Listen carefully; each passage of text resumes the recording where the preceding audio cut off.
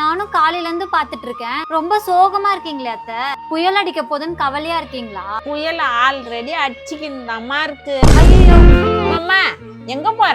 அத்தை, current off பண்ணிடுவாங்கல்ல, அதான் போனுக்கு சார்ஜ் போடலாம். உக்காருமா, நான் பொங்கல் புயல சொல்லலம்மா, என் மனசுல அடிக்கிற புயல சொன்னம்மா. என் சோகத்துக்கு காரணமே வேறம்மா.